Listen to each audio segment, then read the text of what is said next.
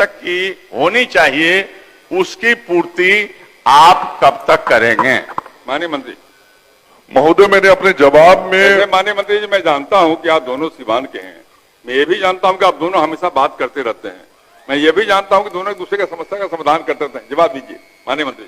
महोदय, अवध बिहारी चौधरी जी अभिभावक तुल्य है।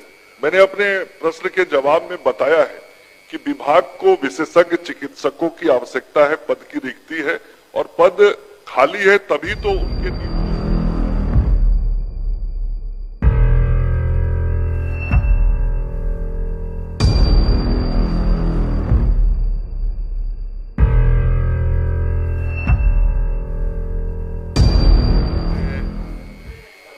माननीय मंत्री जी से जानना चाहता हूं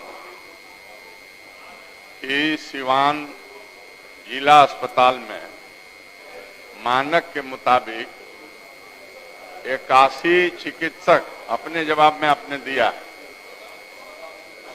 होना चाहिए, परंतु अभी तक मात्र 30 चिकित्सक हैं।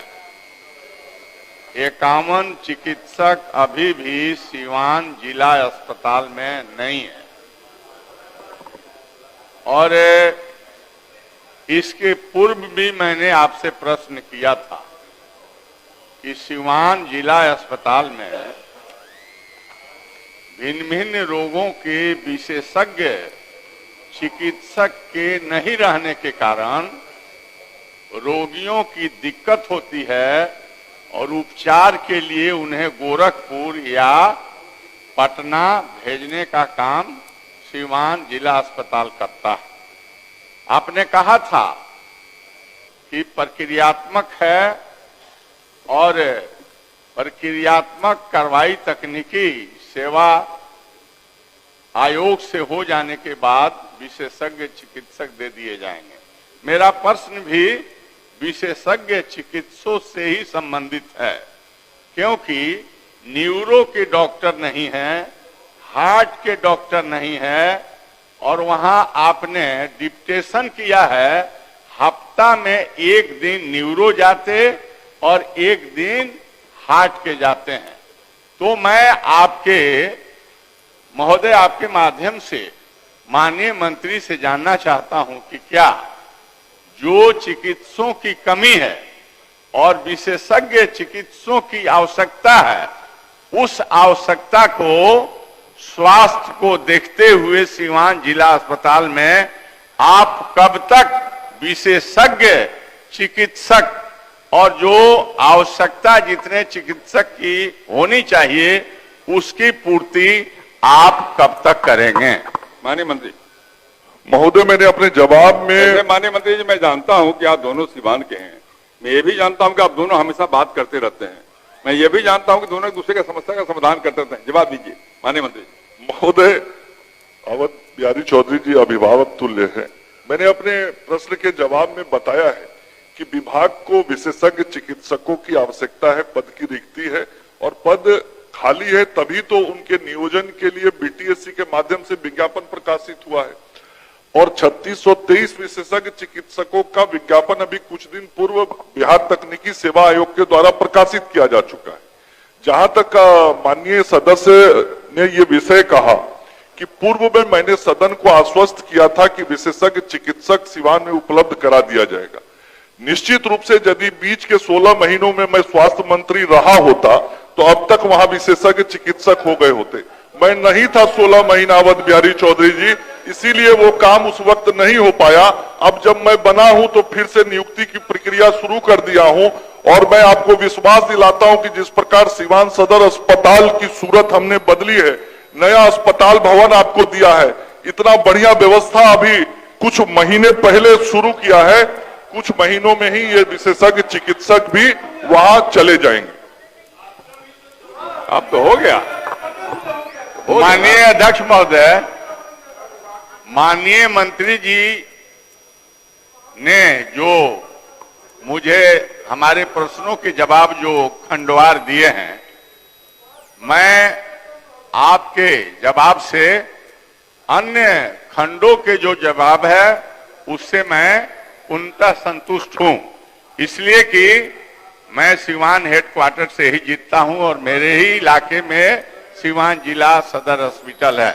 एक बात मैं आपसे कहना चाहता हूं कि वहां पर कोरोना काल में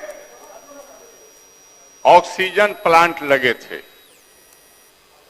परंतु वह ऑक्सीजन प्लांट आज भी बंद है और बाजार से गैस सिलेंडर खरीद करके लाया जाता है, जिसमें मैं आपको आपके माध्यम से कहना चाहता हूं कि आज तक 12 लाख के ऑक्सीजन ऑक्सीजन सिलेंडर खरीदे गए हैं।